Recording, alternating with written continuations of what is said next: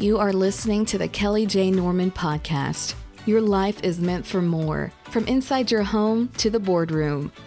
You can raise your leadership, your life. You are meant for living to leave a legacy. How will you leave yours? Now, here's Kelly. All right, Dan, thank you so much for meeting with me today.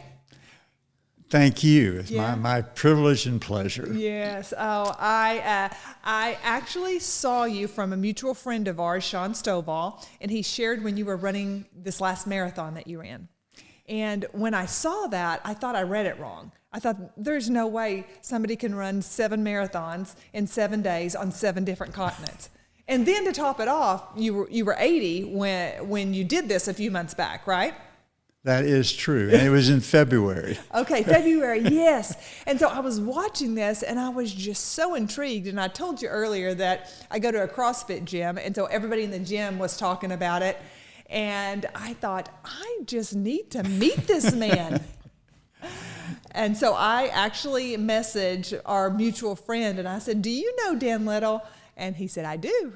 I said, can you get me connected to him? And just through the connection that we have, he got us connected. So I'm just blessed to be here and get to meet you. Well, and my family has known the Stovall brothers for many years, and they hung around the house a lot with my 3 daughters. Okay, yeah. I saw a picture of those beautiful daughters, so I bet they were there quite often. That's awesome. Well, when I saw your story, there was just something sparked within inside of me, because right now I'm going through this series that I've called Created to Dream. And so I am just on a mission to motivate and inspire, really to inspire, because, motivation comes within ourselves, but inspire people to dream. And I think we can do so much more than what we think we can. Do you think that's a true statement? I might be a good example of that. Yes. And so as I was looking at that, I thought you're the poster child for what I'm just trying to relate to the world today, because I think a lot of times we look at our dreams and then we think, oh, but that's for everybody else. That's for special people. Special people get to run 7 marathons in 7 days on 7 different continents. He was just created differently. But, which I do believe that you were created to do great things. But when I look out in the world, I just want everybody to know they were created to do great things.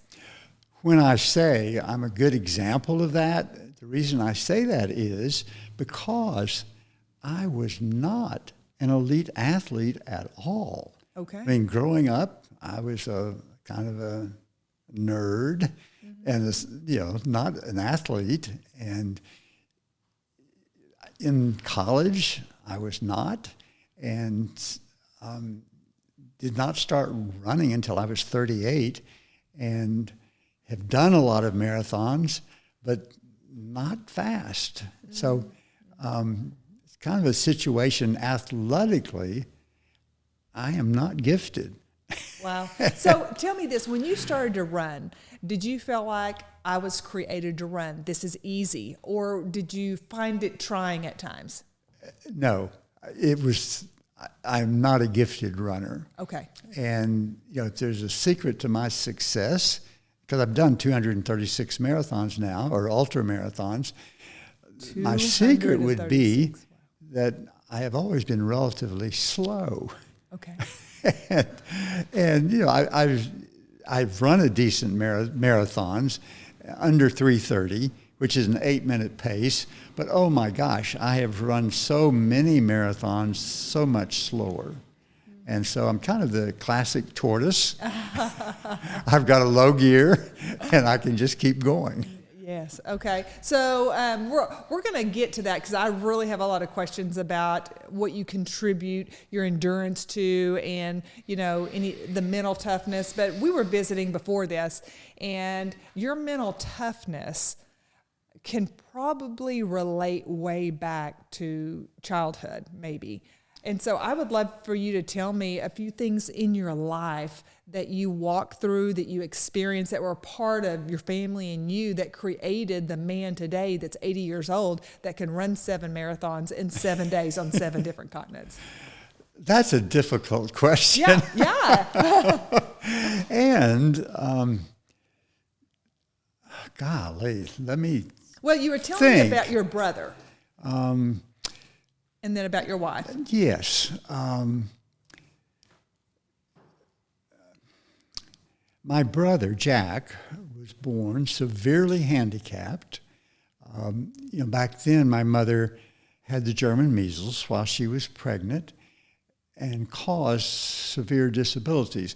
My mom and dad did not know why Jack was born the way he was, but born with a severe cleft palate, deaf, mute, and like he could spell beautifully, he could write beautifully, but his letters made no sense. So he just had, then the doctors kind of explained that different parts of his brain were fine, but they didn't communicate. So anyway, grew up with Jack as severely handicapped.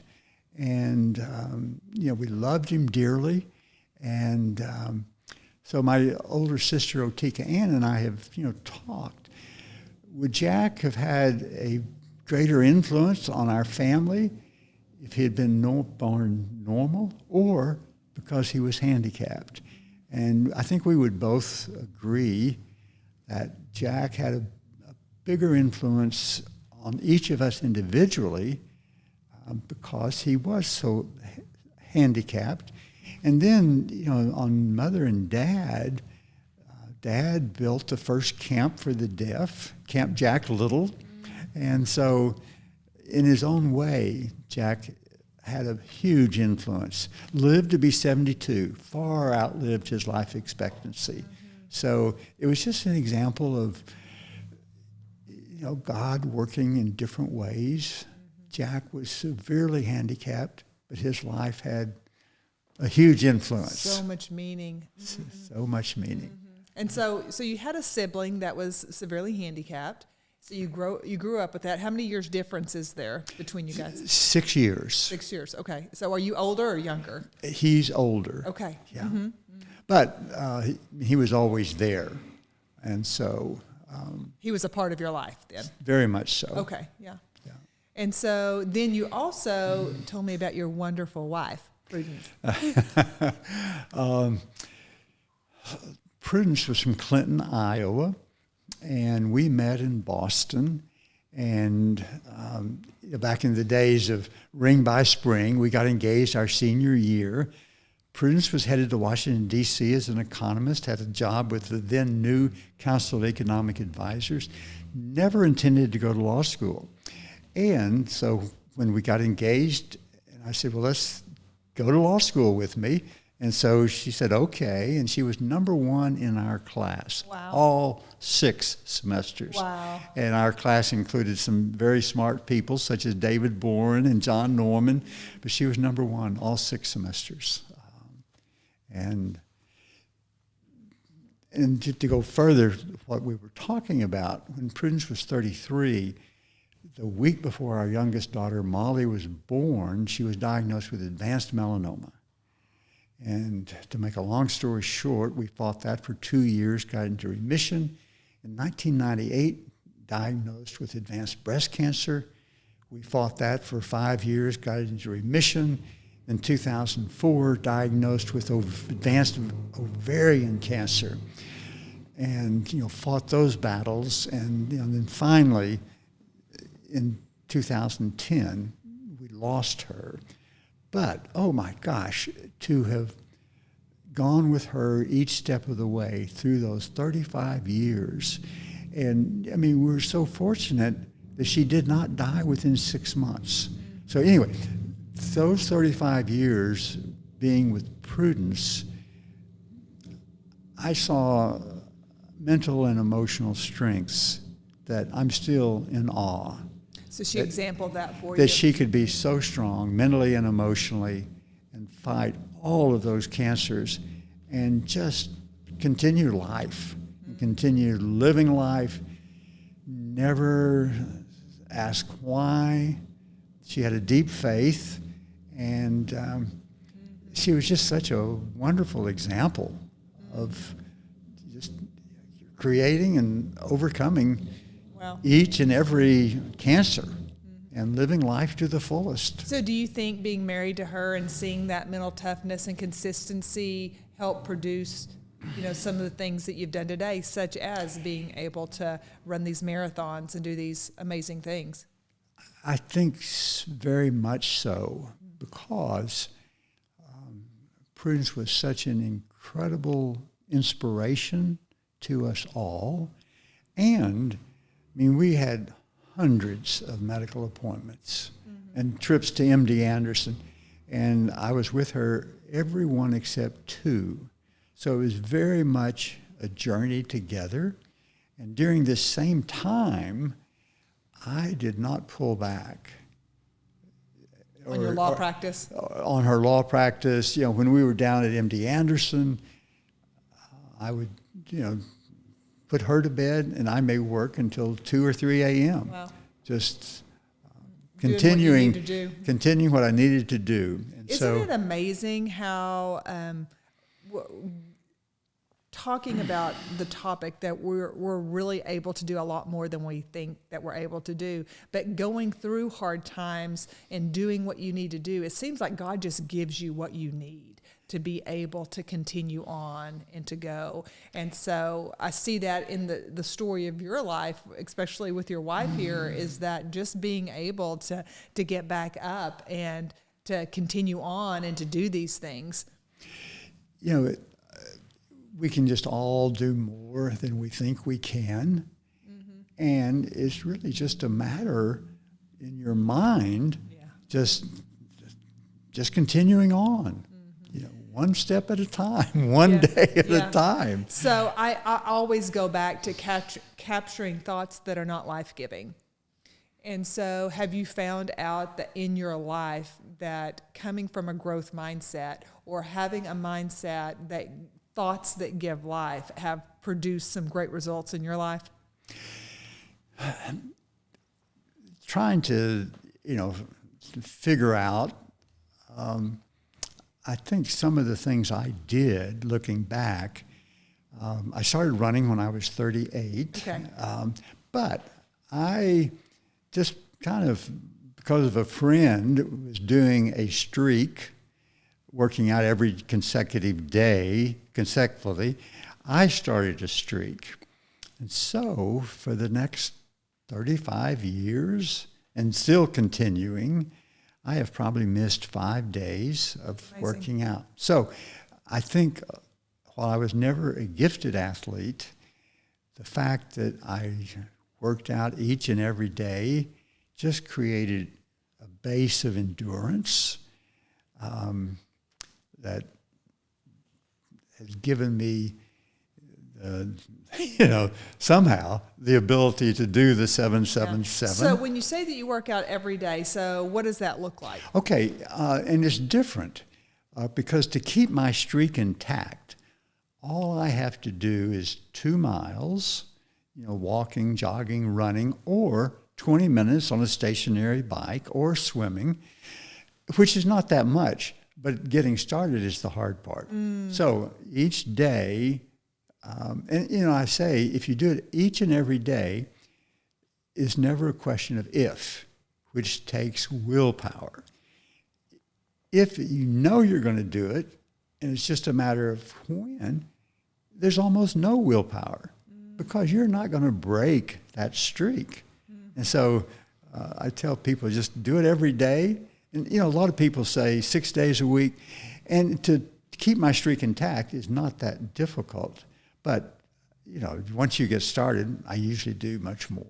So I am a John Maxwell certified speaker, trainer, and coach, and so I love his philosophies. And one thing that he is very strong on is small habits done daily produce great results. So I find out the human nature of us all wants to go in extreme, maybe to overdo it at first, and then we get burned out and we quit. But he tells a story that if you had a tree in your backyard and you had an axe and you went outside every day and you took 5 swings at that tree, and then you came back in the house. And then you went outside and you took 5 swings the next day at that tree, and then you came back in the house. And you get the picture. Every day you're going outside and you're taking 5 swings at the tree. The tree is going to come down.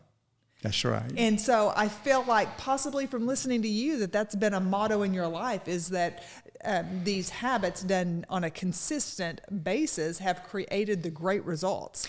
Well, another thing that literally goes back to when I graduated from high school, I had an English teacher who had a profound effect on my life.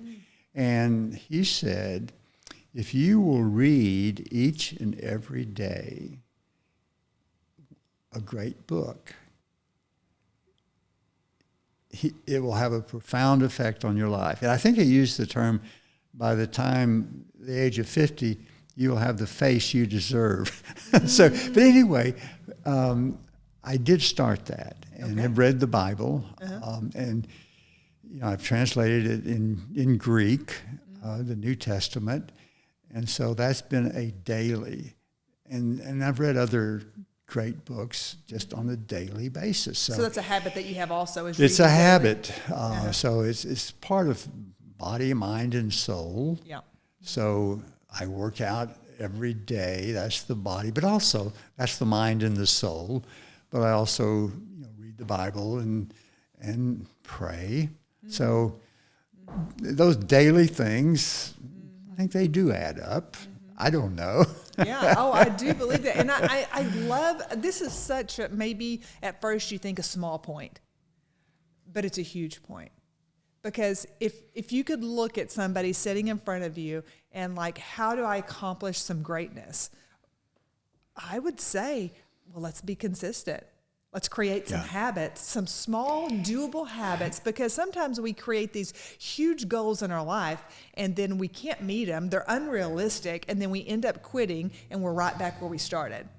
Now, Matt, I think if you do create the habit, and like you say, the tree example, wonderful. If you do it every day and keep doing it, oh my gosh, what you'll be 6 months from now or a year from now, particularly physically. Yes. And so we were talking earlier, I was saying how passionate I was about holistic health, about our mind, our body, our spirit, that we're all it's all linked together. And so tell me, when running a marathon, because you've ran how many, 236. 36. Either marathons or ultra marathons. Okay, so what's the difference in a marathon and an ultra marathon? Ultra marathons I count 50 miles or more.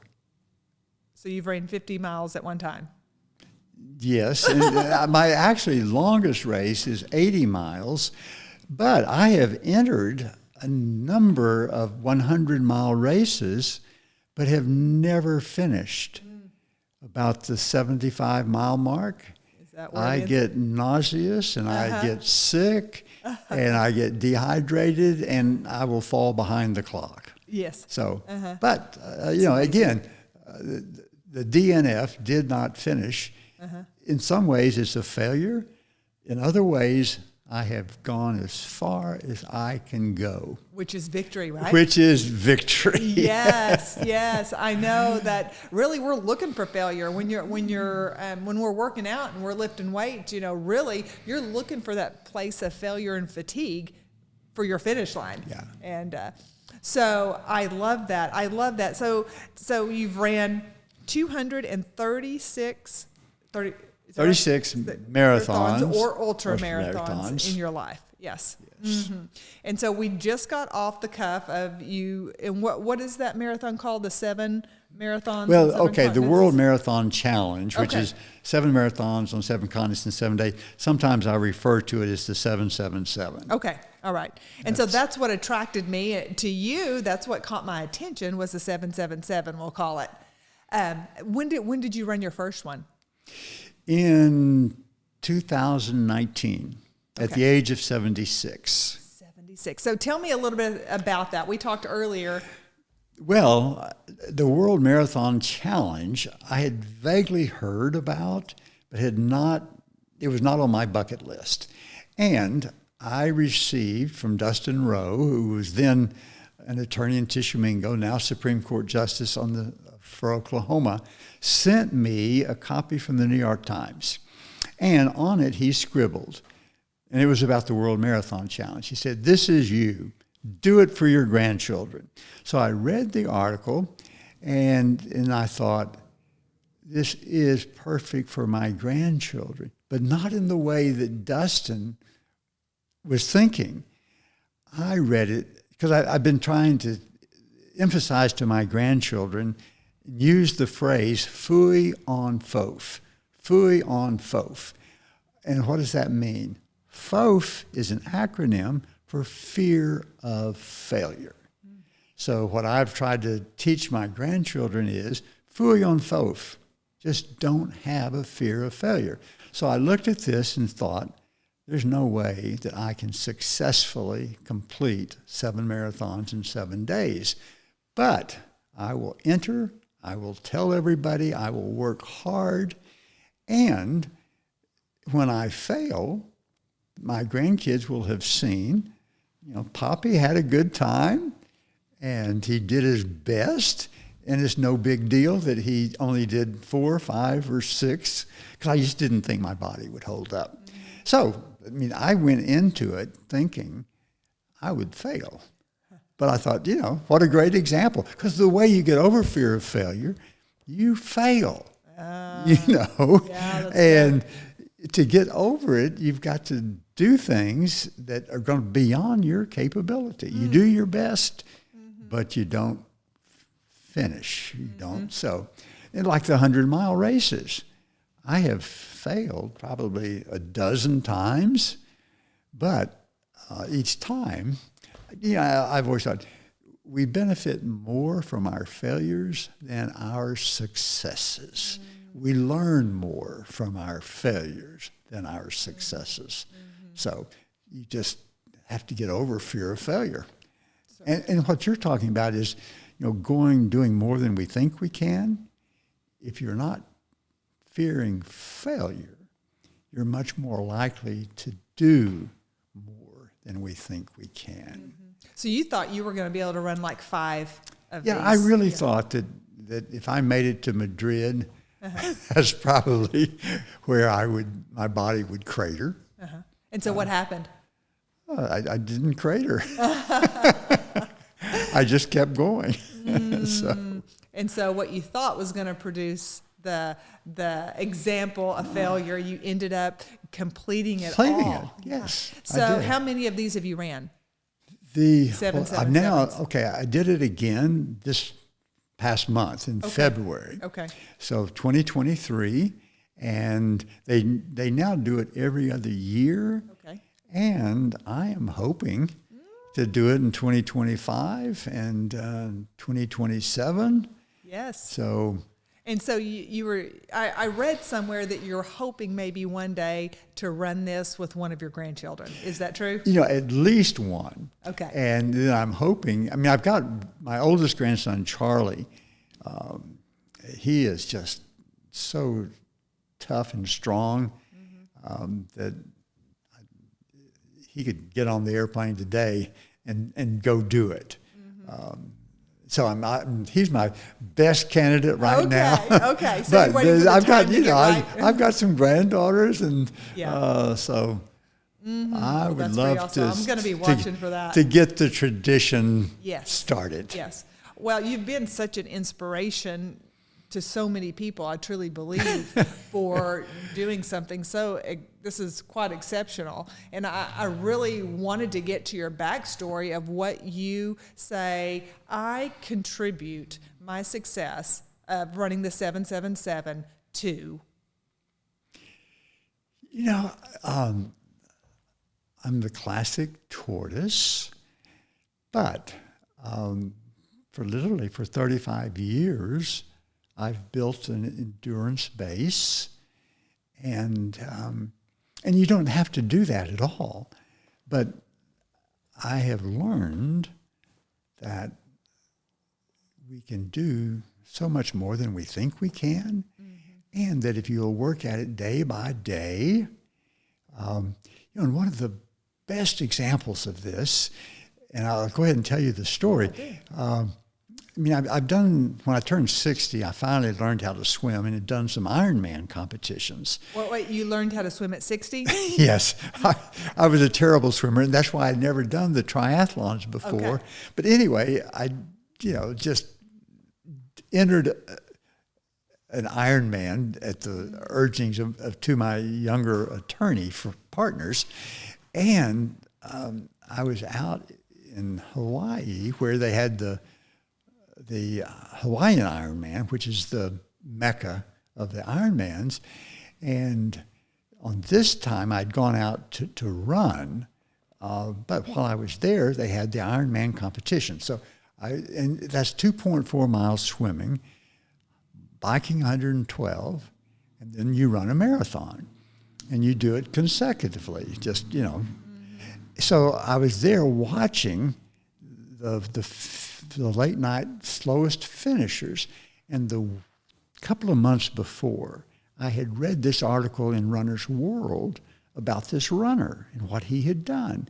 And at that time, I thought, golly, how could that be possible that man had done that? Well, I was under a street light, and I see this man coming by. And I look at his face, and I say to myself, oh my gosh, that looks like the guy in Runner's World. And that would have meant he had swum 2.4 miles, 112, and he was now doing a marathon. And I said, impossible. And he was going away. And I yelled out, and I said, are you? And he anticipated my question. He turned around, looked back, and said, yes, I am. 3 years ago, I weighed 500 pounds. No. Wow. And he did finish. And when he came across, you come down this long chute, you're surrounded by, people yelling and screaming. Only time you'll ever know what it feels to be a rock star. But when he came across the arch, he came carrying this huge picture of himself at 500 pounds. Wow. And so I just thought, oh my gosh, if somebody can go from 500 pounds, and he was like 46, not a gifted athlete, go from 500 pounds and 3 years later do an Ironman. That's amazing. It's just, and so again. So that was the inspiration for you? Oh, well, yes. As a matter of fact, it was, because this was in October before the World Marathon Challenge in 2019. And when I saw that, I did think, oh my gosh, if he can do that, maybe I can do the 777. So, yeah. Oh, that's awesome. I am a big fan of looking at people succeed, to do great things, and it being a motivation that I can do more. And so I think, I mentioned this in our last podcast, that it's really easy sometimes to think a couple of things. It's really easy to think, oh, that's for them. Or have a victim mentality and think, poor me, there's no way I can do that. But I think that if we can look at somebody and use them as a poster child for what we could do, that we can expand our mind. And truly, I think that's what I'm trying to say, is that we can expand our mind to believe more, that we are capable to do so much more when we see people do these things. And I think you are that for so many people. And this gentleman was that for you. It was. Yeah. And the great thing is, we all want to be healthy. That's a fundamental for happiness. But you don't have to do these great long distances. The best distance for health is 4 miles. Okay, that's good to know. And most people, no matter where they're starting out, can work up to 4 miles. I mean, like, no matter who, like 6 months or a year from now, it doesn't matter how fast, you can walk it. But at 4 miles, you will be getting 85% of the cardiovascular benefit of going 6 miles, 10 miles. Oh, wow. And you don't have the possibility of damage to your joints. So anyway, that's what I tell people is, you don't have to do these crazy distances. Just work up to 4 miles, but do it every day. When I say every day, if you do it 5 days a week, you'll get the benefit. If you do it every day, you don't have to have willpower.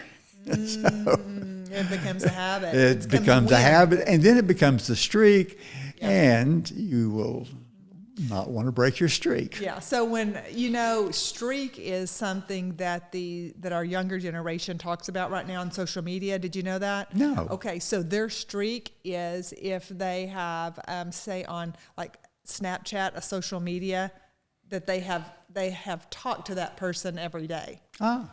So their streak is on this social media, but it would be really great if we could make our physical workout a streak instead of necessarily looking at this social media if you've talked to this person every single day. But yeah, I think that just it is just exceptional what you've done here. So I do want to talk a little bit because I think some people are curious about your nutrition plan, maybe some habits that you do physically to be able to do this at the age that you are, the young age of 80 here. So would you mind sharing a little bit about what that looks like? Sure. And I'll go back even further. Grew up on a ranch. But the summer after my sophomore year in college, I went out to a ranch in Wyoming, worked on a hay crew, and the owner of it was a former vice president of Texaco. He came up with the idea of hitching the hay wagon directly to the back of the baler. So instead of the hay bales coming out on the ground, picking it up, he would deposit it at the end of the hay wagon where I worked. So all day long, I was in a huge cloud of dust created by the hay baler. So never had allergies before. After that summer, I was taking 4 shots a day, a week for allergies. I, by chance, visited with just a stranger, and we were talking about allergies. And he said, I had extreme allergies. I'd be in the hospital at least twice a year. And he said, I went off sugar and my allergies went away. And so I said, I will try it for 30 days. Did, and didn't have sugar again for another 20 years. Whoa, wow. And then during that time, no allergies. So, and also once I got into that, I started studying nutrition. Okay. And so, yeah, I do eat a healthy diet. And you were telling me the first thing that you do every morning when you wake up, nutritionally. Oh, I drink about 6 to 8 cups of water. And that's a daily thing. I mean, I want to stay hydrated. Yeah. And the truth of the matter is, if you're dehydrated, you're going to have health problems. Mm-hmm. And so I really emphasize the hydration. Mm-hmm. Go ahead. Well, and it gets to be, again, a habit. Yeah. I mean, if you have not built up, you just can't go out and just drink 6 to 8 cups of water. But if you do it, build up gradually, then you can. And it feels really good. Yes, I can tell a huge difference when I'm hydrated, when I'm drinking water. Mm-hmm. And so you were talking about you stayed off of sugar, and you were telling me earlier that you don't drink alcohol. I do not. And in our family, we have, I call it the alcohol gene, Okay. and we are susceptible to alcoholism. And my mother. Yeah, tell that story. I like that story. Okay. Well, when I was about 11, I'd gone out. It was nighttime. I was in the back seat. My dad and mom, we were going out somewhere. My dad got out of the car, and my mother turned around and looked at me, and in this tone of voice said, "Dan, I am getting ready to tell you something that I don't want you to ever forget. The little men," referring to the family name, "the little men are smart, they work hard, and they know how to make money, but they cannot drink. And don't you ever forget it." Wow. And so, and through my teenage years, I didn't drink at all.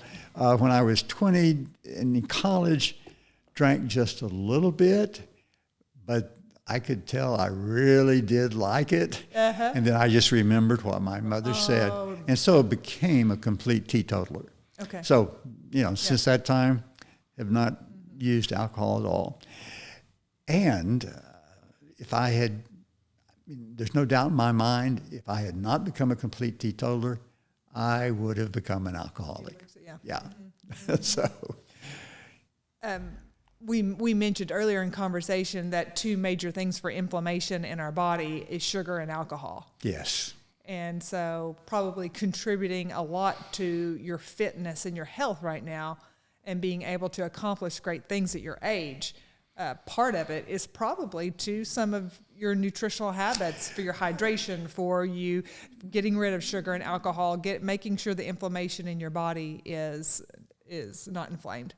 I have read many health books, Okay. and for many years, I wanted to work very hard, but I did not want to drink or eat anything that would artificially stimulate my body. Okay. When I was tired, I wanted to know when I was tired.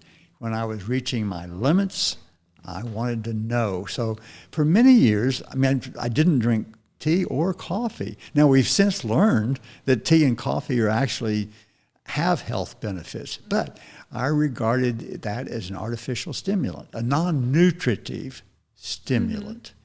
And so I have been very careful about eating healthy food. And once you make the transition, the food is great. Once you make the transition, a banana can taste as good as a Milky Way. That sounds impossible. Well, it's very interesting because if you'll go, I believe, on a 10-day sugar detox, Yes. your taste buds will change by the 10th day. Absolutely, they do. And now, when I do when I do fall off the sugar wagon, I will. If I have one chocolate chip cookie, I'm going to have 8 or 10, and then I'll just have to go back on the no sugar wagon. It seems like you can go extreme in areas, from running the 777 to wanting to have a lot of sugar if you have a little. Guilty. Oh, wow. Well, I just am so honored that you took some time out today to chat with me. Now, on May 6th, it's coming up, and I'm doing a conference in Ardmore, Oklahoma called Created to Dream, and I am just tickled that you're going to come spend part of that day with us and talk a little bit and sit on a panel. Well, it will be my privilege and pleasure and honor, and if at all possible, I want to spend the entire day. I know there's so many people that would like to just get to take a picture with you and visit with you, and they're going to be able to ask some questions to you over that. I know that a topic of the fear of failure is you're really passionate about that, so hoping to hear more on May 6th about what you have to say. I'll be happy to talk about fooey on fof. Yeah, I like that. I like that. So ending up here, just paint a picture of the 7-on-7. So you end up getting on a plane. Tell me what it looks like so people can just see Okay, that. we gather together in Cape Town. We go through orientation in Cape Town. We get on a special Russian cargo plane, fly into Antarctica, land on an ice strip. In 2019, it was cold, but no wind and sunny. This year, there was 40-mile-per-hour wind, a lot of blowing snow, and it was brutal. So, but anyway, we did that, and then went back to Cape Town, did that, hit a problem, a bureaucratic problem. They would not permit our plane to leave. So we lost a day in Cape Town. Went to Perth, Australia, and then to Dubai, and then to Spain. Because of the problem, there we had to change courses, which ended up much more difficult. And in the last 2 days, we had to do 3 marathons. And so, we went to Brazil for the 6th marathon, and then back to Miami for the 7th marathon. 7 days. Wow. And you were saying you pretty much live on the plane? You sleep, you eat, never went into a hotel. Okay. You literally live on the airplane. And there were 55 competitors, didn't know anybody. It's like the first time, I didn't know anybody, but you really bond. Oh, I bet. Just make some lifelong friends. 55 competitors. Did all 55 complete it? Yes, some had to drop back from the marathon to the half marathon. Okay. But yeah. Oh, that's awesome. It was. Yeah. It's amazing when they say, find your friends at the gym. So true. So true. Yeah. All right. Well, I'm looking forward to May 6th with you. I just consider it a blessing to get to say I've met you and know you now. No. The privilege is to meet you, and I'm really looking forward to what you're doing and the message you're delivering is wonderful. Well, hopefully we can inspire some people to start a streak, to dream a little bit bigger, to get rid of their fear of failure, and then watch them soar. Right. Very good. Yeah. Okay. All right. Thank you. Good to talk to you. Bye. Now you're another step ahead to leaving your legacy. Thanks for listening to the Kelly J. Norman Podcast. Follow Kelly on Facebook and Instagram or at kellyjnorman.com. Live to leave a legacy.